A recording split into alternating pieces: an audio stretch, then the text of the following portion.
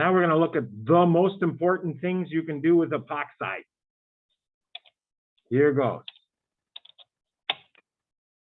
Both examples, the epoxide triangle gets popped open. In this one, the nitrogen ends up on the less substituted carbon. It's because this is a moderate nucleophile.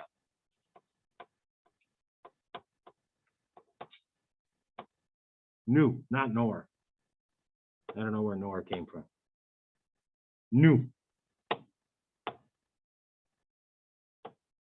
Also, same story with strong. Story with strong nu. And this one is a poor nu. In the presence of acid catalyst. Acid catalyst. So you got to assess which situation you're under. If you're under the moderate or strong nucleophile situation, you're going to directly attack which carbon. Careful how you say it. Which carbon? I need to hear more or less substituted carbon. Less substituted, because that is the least hindered carbon. I think we've heard that discussion before too,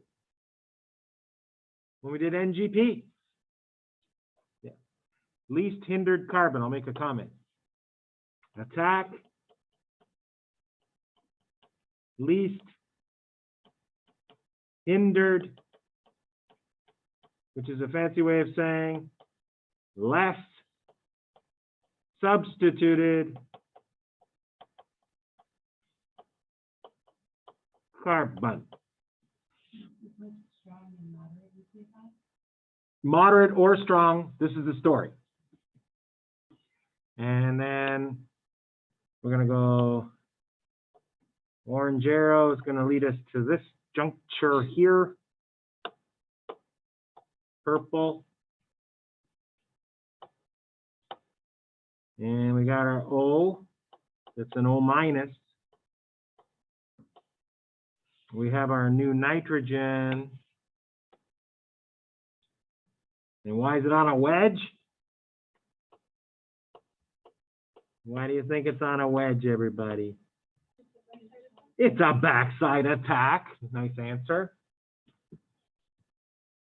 And talk to me about what's the next reaction. What type of reaction is it?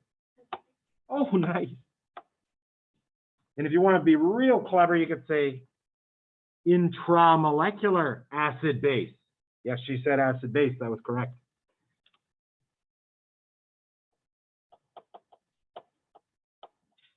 And the O minus just grabs the H from the end. And pKa says this has to happen anyway, right?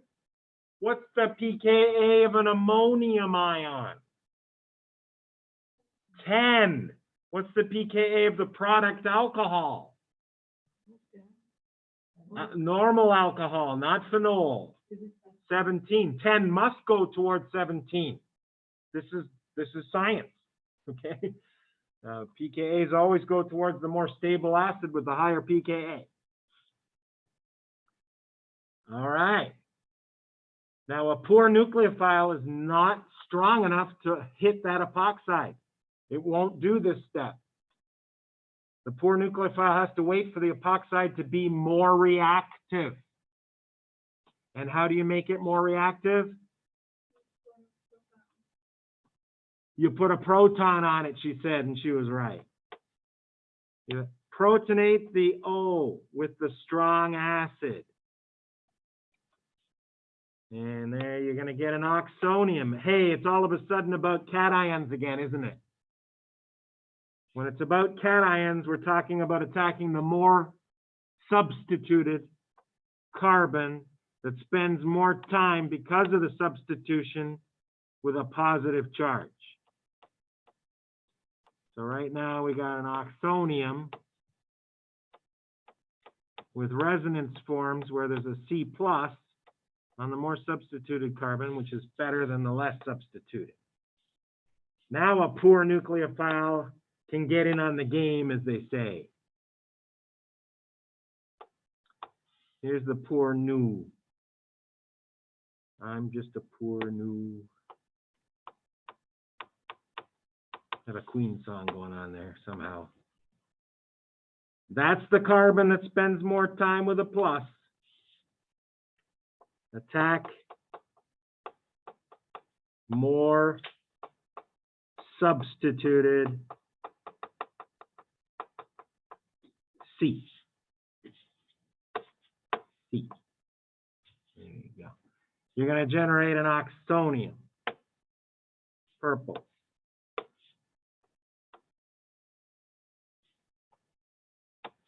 And you've got the on a wedge. Oh, I like it. It moved it for me like it always does. Yeah. All right.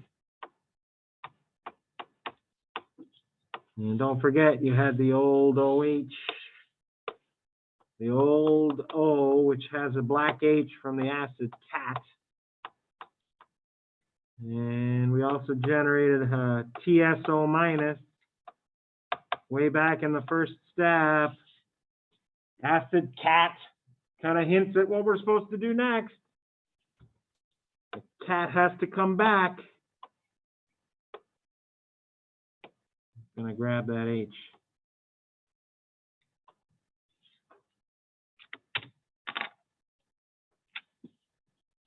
And there you have it.